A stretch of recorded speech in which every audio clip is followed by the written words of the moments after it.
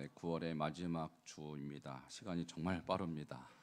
오늘도 말씀 속에서 하나님의 귀한 진리를 캐내야 하는 귀한 시간이 되기를 축원합니다. 지난주 말씀 한번 복습하고 오늘 말씀을 계속하여 듣도록 하겠습니다. 지난주 말씀 누가복음 15장 7절 내가 너희에게 이르노니 시작 내가 너희에게 이르노니 이와 같이 죄인 한 사람이 회개하면 하늘에서는 회개할 것 없는 의인 99으로 말미암아 기뻐하는 것보다 더 하리라. 아멘. 자, 오늘 말씀의 제목은 죽은 아들의 귀환입니다. 함께 따라하시겠습니다. 죽은 아들의 귀환. 여러분이 아마 탕자의 비유라는 제목으로 더 많이 들어보셨을 본문입니다. 어떤 아들이 있는데 아버지의 유산을 미리 달라고 합니다. 그 유산을 가지고 멀리 떠났다가 쫄딱 망한 아들의 이야기예요. 탕자라고 소위 말하는데 성경에서는 탕자라고 말하진 않지만 우리가 그 별명을 붙인 것이죠. 여러분, 이스라엘의 문화에서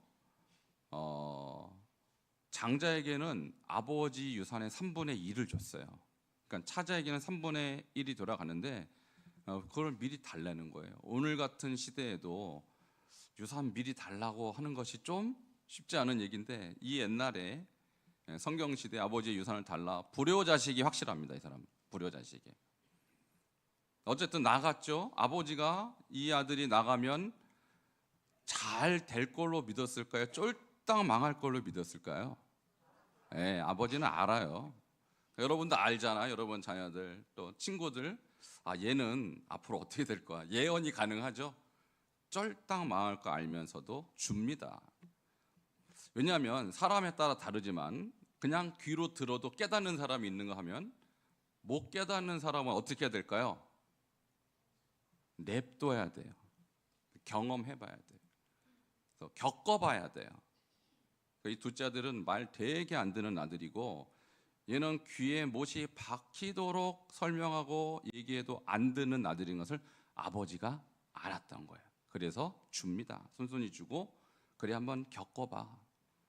너의 이 선택이 얼마나 잘못된 건지 네가 스스로 경험해봐 라고 이 성경은 써있지는 않지만 제가 그렇게 느낍니다.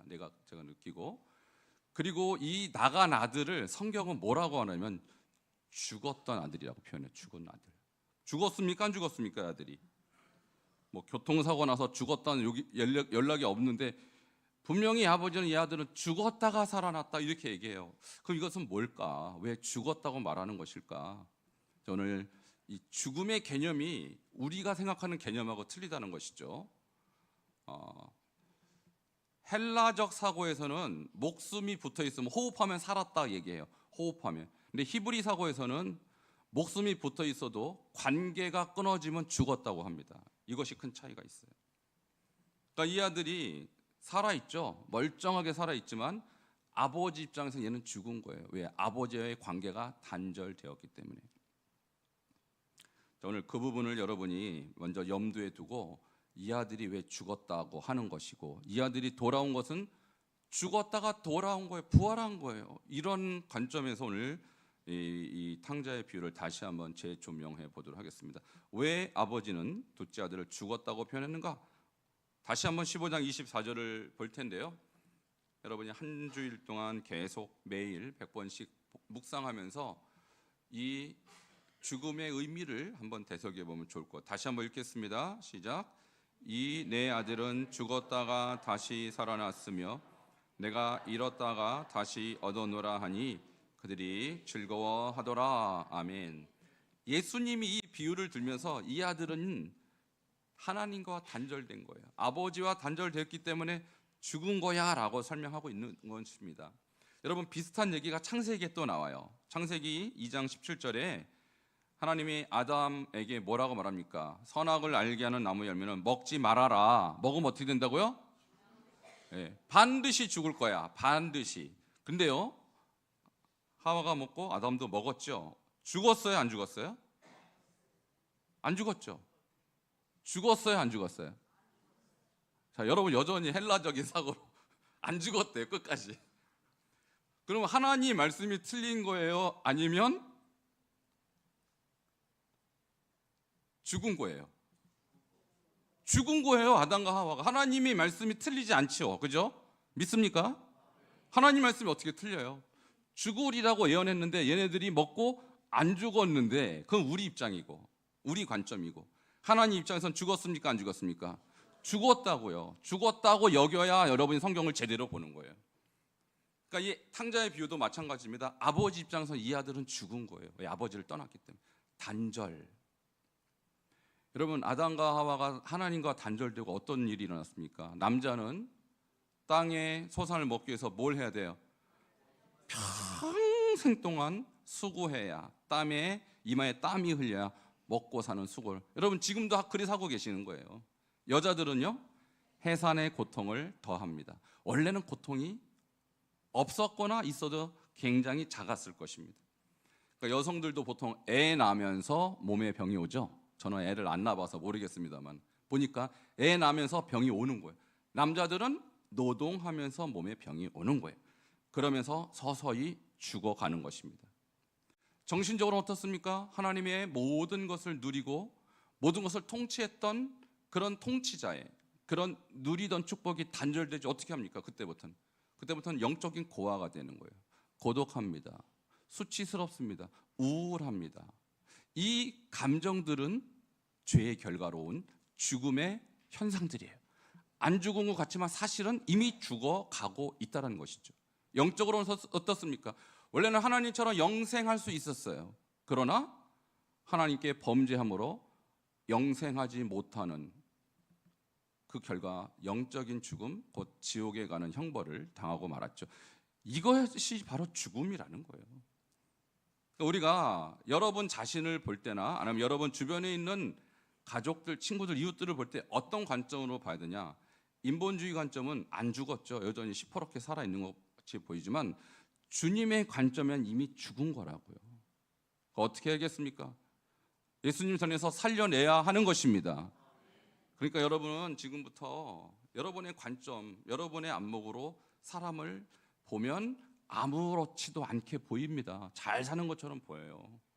잘 먹고 잘 살고 행복한 것처럼 보여요. 그런데 그 사람들은 죽어 있다라는 거예요. 믿으시길 축원합니다. 이것이 신구약에 걸쳐서 죽음의 개념. 하나님과 단절되면 죽은 거예요. 여기 앞에 여러분 오늘은 국화가 있네요. 이 국화는 그래도 화분에 심어져서 꽤 오래 살 것입니다. 그런데요, 꽃을 꺾어다가 여기다 꽂으면 길어봐야 2주예요. 처음에는 얼마나 돈을 많이 들여서 여기다 꽃을 꽂습니까? 수고하고 꽂지만 죄송합니다만 그 꽃은 죽어가고 있는 꽃이에요. 아깝죠. 꽃꽂이 해서 2주밖에 못 사니까. 근데 그것이 나무에서 이탈된 꽃의 운명입니다. 하나님께로부터 이탈되면 죽음입니다. 여러분, 주님의 눈으로 영혼들을 보시기를 축원합니다. 그래서 오늘 탕자의 비유에서 아버지는 이 아들 죽었다고 생각하는 거예요. 두 번째, 이 죽음을 직면하게 된 아들은 어떤 어려움을 겪습니까? 자, 이것이 저와 여러분이 그동안 겪어왔던 얘기입니다. 첫 번째, 15장 14절입니다. 같이 읽겠습니다. 시작. 다 없앤 후 그 나라에 크게 흉년이 들어 그가 비로소 궁핍한지라, 이렇게 나왔어요. 그러니까 아버지께 받은 돈 다 없애고 게다가 때마침 크게 흉년까지 들었으니 어떻게 하겠습니까? 궁핍해졌다고 그랬어요. 근데 이 궁핍이라는 단어가요, 원어로 보면은 부족하다 그런 뜻이에요. 부족하다.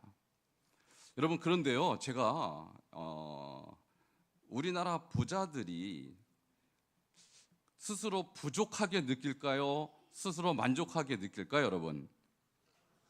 이미 국민은행 연구원에서 2023년도인가요? 이미 조사를 했습니다. 현금으로 10억 정도 갖고 있으면 부자죠? 10억을 우습게 여기시나 봐요. 그분들이 조사 대상이 10억 갖고 있는 분, 금융자산 10억 정도 갖고 있는 분에게 물어봤어요. 당신 스스로 부자라고 생각합니까? 라고 얘기한 100명 중에 10명만 저 정도면 부자죠 라고 생각하고 나머지 90명은 무슨 소리예요? 최하 100억은 있어야 부자죠. 이렇게 얘기했다니까요. 저같이 1억도 없는 사람은, 그렇게 말하는 사람 굉장히 얄밉습니다. 금융자산, 현금으로 100억, 10억 있으면 괜찮죠. 그런데 그 사람들은 욕심이 끝도 없어요.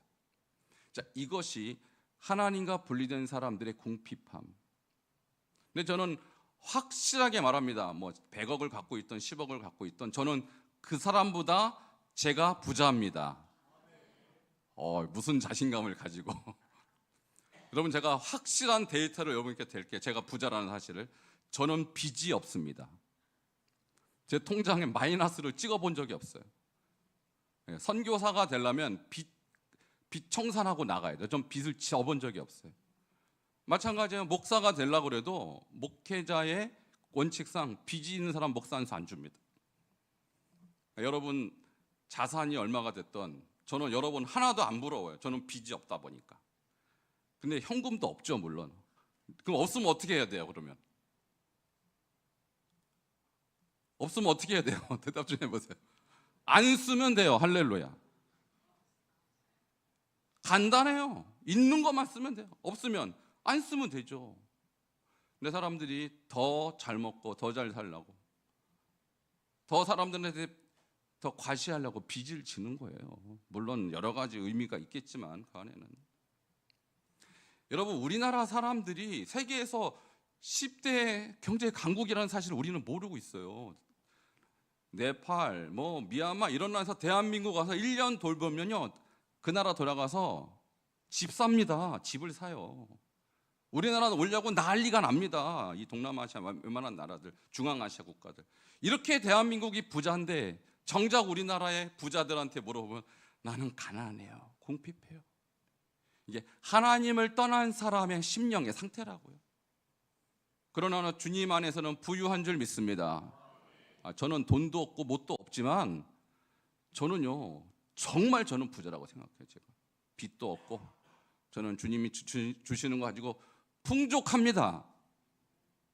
이런 은혜로 살아야지. 얼마를 가져야 부자가 되는 거예요, 도대체? 그럼 100억을 쥔 사람들은 만족할까요? 네, 만족 못합니다. 100억을 누가 가져보셨나 봐요. 여러분, 100억 쥔 사람은요, 1000억이 부러워요. 1000억이 부럽다고요. 그러니까 우리는 주님 안에서 만족함을 얻어야 하는 것입니다. 자, 이 탕자가 아버지의 유산 3분의 1 가지고 나가서 써보니 얼마 안 되잖아요. 금방 없어지잖아요. 이게 인생이에요. 여러분, 여호와는 나의 목자시니 내게 부족함이 없으리로다. 자, 이 말씀을 진리로 받아들이시길 바랍니다.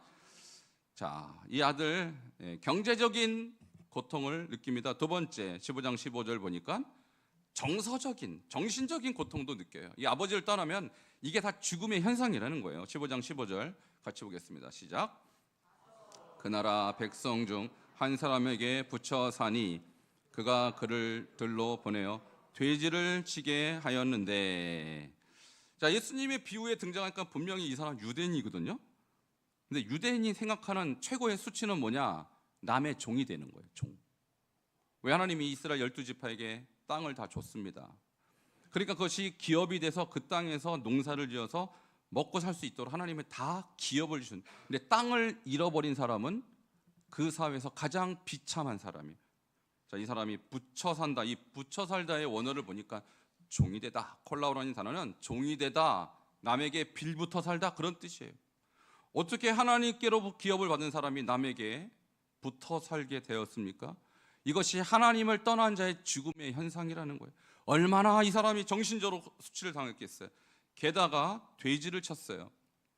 지금 여러분 이스라엘 가보시면 알겠지만 이스라엘 모든 음식에는 코셔라는 단어가 있는데 이것은 뭐냐면 불결한 거 전혀 손대지 않았다, 깨끗하다, 청결하다, 그런 뜻이에요. 근데 돼지를 제일 불결하게 여깁니다. 그런데 돼지를 치는 자가 될 정도로 이 사람은 지금 선택의 여지가 없는 비참한 삶을 살게 된 것입니다. 왜 이 부자인 아버지를 둔 이 사람이 이렇게 살게 되었을까요? 아버지를 떠난 죽음의 현상이 바로 이것인 것입니다. 자, 세 번째, 이 아들이 아버지를 떠났을 때 왔던 죽음의 현상, 세 번째, 영적인 고통. 15장 17절을 함께 보도록 하겠습니다. 17절입니다. 시작. 이에 스스로 돌이켜 이르되 내 아버지에게는 양식이 풍족한 품꾼이 얼마나 많은가. 나는 여기서 주려 죽는구나. 여러분, 이 죽다라는 이 단어가 그냥 육체적인 죽음을 말하는 게 아니라 나는 망했구나, 멸망하다, 아폴림이 그런 뜻입니다.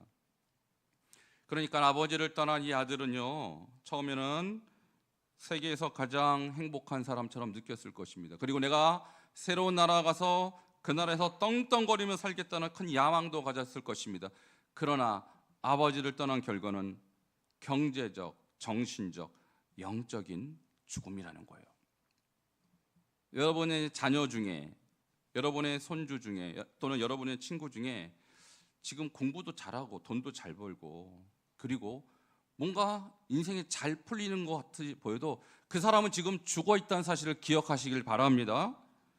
행복하지 않아요, 그 사람들은. 이 탕자를 보십시오. 우리는 반드시 그분들에게 진리와 영생을 그들에게 가르쳐야 하는 사명이 우리한테 있는 것입니다. 그러면 이 아들이 왜 이렇게 비참하게 되었을까요? 15장 18절에 죄 때문이다 라는 것을 깨닫게 됩니다. 자, 15장 18절 같이 읽겠습니다. 시작.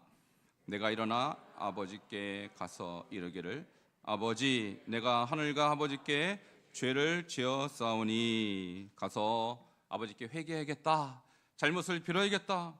여기서 하늘이라는 것은 하나님을 뜻합니다. 내가 하나님과 아버지께 죄를 지었사오니 더 이상 나를 아들로 보지 마시고 종으로 여기시옵소서 하고 회개하는 마음으로 돌아가기로 결심합니다.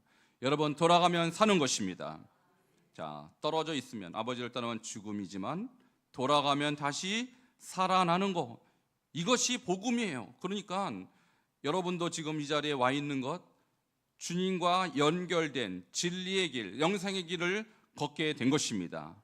오늘 이 은혜와 사랑이 여러분 자녀에게, 여러분 이웃과 친구들에게 그대로 전파되기를 축원합니다. 자, 그런데 아버지는 이 돌아온 아들을 어떻게 막고 있습니까? 멀쩡히 살아있는 아버지에게 유산을 요구했다면 분명히 철없는 불효자였을 것입니다. 게다가 떵떵거리며 잘 살 거라고 호언장담하고 떠났지만 이 아들 지금 돌아올 때는 완전히 알그지로 변했습니다. 자, 이 정도면 받아줘야 될까요? 모른 채 해야 될까요? 여러분 대답 못하는 거 보니까 여러분이 아버지라도 쉽지 않은 결정을 해야 됩니다. 근데 우리 하나님 아버지는 할렐루야 받아주십니다. 받아주세요. 어떻게 받습니까? 자, 첫 번째 15장 20절 같이 보도록 하겠습니다. 시작. 이에 일어나서 아버지께로 돌아가니라. 아직도 거리가 먼데 아버지가 그를 보고 치근히 여겨 달려가 목을 안고 입을 맞추니. 아멘. 자, 이 아버지가 어떤 아버지신지 지금 세 가지로 설명하는 첫 번째, 거리가 먼데 그를 알아봤어요. 여기서 얼마나 먼지는 모르겠습니다. 자우가 우리가 멀리서 누군가 올 때 저 사람이 내 아들인가 아닌가 갈 때는요, 스포츠카 타고 머리에 이 빛을 내고 갔으니까 내 아들을 기억한다면 멋있게 돌아올 아들밖에 못 알아볼 것 같은데 지금 돼지 우리를 쳤던 아들이니까 거지잖아요. 근데도 알아봤어요. 이것은 무엇을 뜻합니까? 아버지는 아들이 나간 그날 밤부터 이 아들을 기다렸다는 것입니다. 할렐루야. 그러니까 내 아들이 오나 안 오나 매일 쳐다보는 거예요. 아버지는 알았어요. 솔직히 그지로 돌아올 거를. 그러니 알아본 거죠. 여러분, 여러분이 죄인 되었을 때, 여러분이 영적으로 궁핍해 있을 때, 여러분이 영적으로 쫄딱 망했을 때, 그래도 주님은 날마다 여러분은 기다리신 줄 믿으시길 축원합니다. 근데 여러분만 기다렸겠습니까? 지금 말 않고 돌아다니는 여러분의 자녀들, 탕자와 같은 인생을 살고 있는 여러분의 친구들, 그들도 주님이 기다리시는 대상이에요. 두 번째, 우리 아버지는 어떤 아버지이십니까? 여기 보니까 치근히 여겨라고 말합니다. 아까는 기다리시는 아버지, 두 번째는 따라하시기 바랍니다. 긍휼히 여기시는 아버지. 자, 네가 한 짓을 보면 난 너를 용서할 수가 없어라고 말할 수 있지만 우리 아버지는 그렇지 않다라는 거예요. 네가 아무리 그랬어도 너는 내 아들이니까 그 아들을 측은히 여깁니다. 그렇게 멋지게 하고 나갔던 아들이 이제는 완전히 세상에서 가장 비참한 모습으로 오는 그 모습을 보고 측은히 여기세요. 여러분, 주님이 여러분을 측은히 여기셨기 때문에 여러분을 받아주신 것입니다. 우리 아버지의 특징은 긍휼에 풍성하신 하나님, 헤세드의 하나님이십니다. 오늘 누구이든지 주님께 회개하고 돌아오는 자를 긍휼히 여기시는 아버지, 이 아버지를 여러분의 가족들 꼭 만나게 하시기를 바랍니다. 세 번째, 이 아버지는 어떤 아버지십니까? 달려가십니다. 달려가요. 여러분, 이 달려가는 것은 기쁘게 여겼다는 뜻입니다. 아무리 아들이 돌아왔지만 이 아들을 기쁘게 맞이하는 것은 쉽지 않았을 거예요. 그런데 우리 아버지는 돌아오는 아들이, 회개하고 돌아오는 아들을 기쁘게 여기신다는 거예요. 마지막 네 번째, 이 아버지는 어떤 아버지십니까? 입을 맞췄다라고 합니다. 여러분, 아마도 이 아들은 몇 달을 못 씻었을 것입니다. 돼지와 함께 살았기 때문에 돼지 냄새가 났을 것입니다. 한 달 정도만 안 씻어도 여러분, 그 사람하고 10m 이상 거리에 들어가면 여러분 코를 막을 것입니다. 그런데 지금 이 아들 며칠이 몇 년이 지났는지 알 수 없지만 이 더러운 아들에게 입을 맞추는 것은 용서하시는 아버지의 모습입니다. 이와 같이 우리 예수님, 우리를 사랑하시는 하나님은 여러분이 돌아오면 받아주시고 용서하시는 분이심을 꼭 기억하시기를 축원합니다. 이 아버지가 이렇게 겉으로 그리고 자기의 마음으로 마음을 표시했습니다만 여기서 끝나지 않습니다. 15장 22절에 보면 이 아들의 모든 것을 회복시켜 주세요. 22절 같이 읽겠습니다. 시작. 아버지는 종들에게 이르되 제일 좋은 옷을 내어다가 입히고 손에 가락지를 끼우고 발에 신을 신기라. 자, 이제 종들에게 명합니다. 좋은 옷을 입혀라. 여러분, 옷은 신분이에요. 왕은 왕의 옷을 입고요, 그 다음에 고관들은 고관의 옷을 입습니다. 그런데 아들에게 제일 좋은 옷을 입혔다는 것은 너는 더 이상 거지가 아니야, 너는 다시 내 아들이야 라고 아들의 신분을 회복시켜 준 거예요. 여러분, 솔직히 이 아들은 아들의 신분이 아닌 종의 신분으로 살아도 마땅한 죄인이었습니다. 그러나 우리가 주님께 돌아오면 영접하는 자, 곧 그 이름을 믿는 자들에게는 하나님의 자녀가 되는 권세를 주신 줄 믿으시길 축원합니다. 돌아오면 아들이 되는 거예요. 돌아오면 다시 자녀가 되는 것입니다. 여러분 스스로 한번 생각해 보세요. 여러분이 무슨 자격으로 하나님의 자녀가 됐겠습니까? 그러나 회개하고 돌아오는 자를 하나님은 자녀 삼아 주셨던 것입니다. 자, 두 번째는 어떠한 축복을 주십니까? 손에 뭘 끼워요? 가락지. 뭐 지금은 금은 반지로 가락지를 이해하지만 옛날에는요, 가락지에 도장이 찍혔어요. 이것은 뭐냐면 그 사람의 권세를 말하는 것입니다. 왕이 가락지에 인장을 꽝 찍으면 법이 돼요. 마찬가지입니다. 아버지는 자기의 가락지를 빼다가 아들에게 준다는 것은 뭐냐면 너는 네가 가지고 간 3분의 1 외에도 내가 너에게 아직 줄 소유가 많이 있느니라. 할렐루야. 그러니까 형의 것을 제외하고 그 위의 것은 다시 너에게 내가 소유를 허락하마라고 축복하신 거예요. 그러므로 우리가 예수님을 믿고 하나님의 자녀가 된다는 건 그저 교회에 나오는 것이 아니라 하나님의 풍성함을 다시 소유하게 되는 것입니다. 이 아들이 얼마나 궁핍했습니까? 그러나 아버지께 돌아오면 아버지는 다시 엄청난 소유를 안겨주시겠다라는 거예요. 자, 세 번째, 자, 발에는 무엇을 신깁니까? 신을 신겨라. 여러분, 신발은 과거에 예수님 시대에 종은 신지 못했어요. 그러니까 자유인과 종의 차이는 신을 신었나 안 신었나 보면 알 수 있어요. 근데 이 사람이 돌아올 때 무슨 신을 신었겠어요? 신발도 없이 그는 종처럼 거지처럼 들어왔을 것입니다. 그러나 다시 신을 신겼다는 것은 그에게 너는 더 이상 종이 아닌 자유인이다 라는 것을 상징했던 거예요. 이와 같이 하나님께 돌아오면 하나님은 그에게 자유를 허락하여 주십니다. 이것이 아버지의 은혜인 것입니다. 이제 말씀을 정리하겠습니다. 아버지는 여기서 끝내지 않고 이제 잔치를 허락합니다. 왜 아버지는 잔치를 열라고 했을까요? 자, 그것이 23절에 있습니다. 같이 23절 읽겠습니다. 시작. 그리고 살진 송아지를 끌어다가 잡으라. 우리가 먹고 즐기자. 아멘. 자, 말 안 듣고 철 모르게 돌아다니다가 인생을 허비한 이 아들, 그저 조용히 돌아와서 조용히 아버지께 순종만 해라 하지 않고 크게 떠들썩하게 잔치를 벌입니다. 여러분, 이것이 지난주에 우리가 목자 되신 예수님이 어린 양을 한 마리를 찾아왔을 때 잔치를 벌인 것과 똑같습니다. 여러분, 한 생명이 돌아올 때 천국에선 잔치가 벌어져요. 여러분, 우리 주님께서 한 영혼을 얼마나 귀하게 여기시냐면 마치 죽었던 자가 살아나는 것처럼 여기시고 잃어버린 자를 다시 찾는 것처럼 여기신다는 사실을 안다면 우리는 왜 우리의 자녀들, 우리의 친구들, 이웃들에게 복음을 전해야 되는지 여기에 당위성이 있는 거예요. 여러분, 그러므로 주님을 기쁘시게 하는 것이 바로 전도라는 사실을 알고 복음을 전하시기를 축원합니다. 자, 마지막 24절 본문의 본문 말씀이고 왜 예수님이 이 사람들에게 잔치를 벌이게 했는지를 설명하는 구절이기도 합니다. 다시 한번 읽겠습니다. 시작. 이 내 아들은 죽었다가 다시 살아났으며 내가 잃었다가 다시 얻었노라 하니 그들이 즐거워하더라. 아멘. 주님의 관점에 이 사람은 죽었던 사람이에요. 그러나 살아났습니다.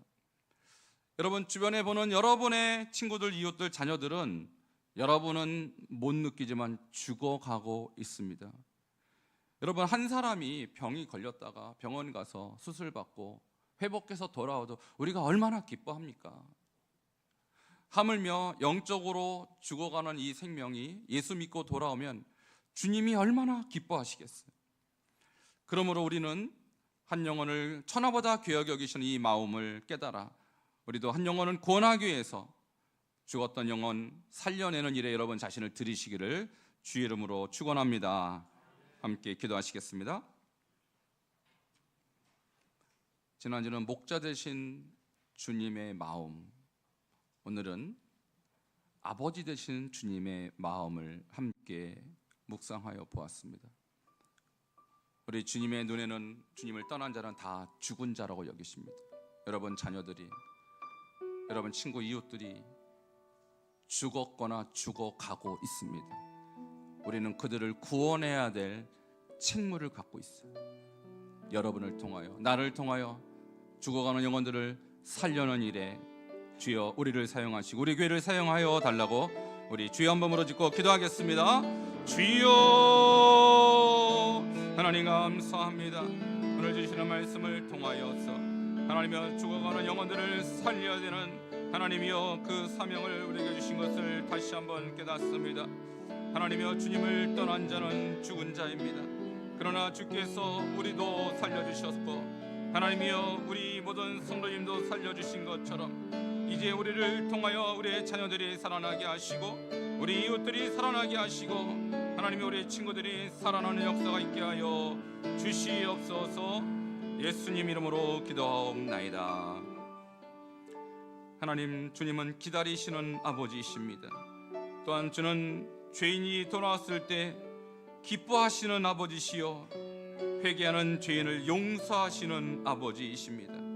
이 아버지의 마음 깨달아 우리가 한 영혼을 주님의 마음으로 아버지 주 앞에 이끌 수 있도록 우리를 전도자의 삶으로 인도하여 주시옵소서. 예수님 이름으로 기도하옵나이다.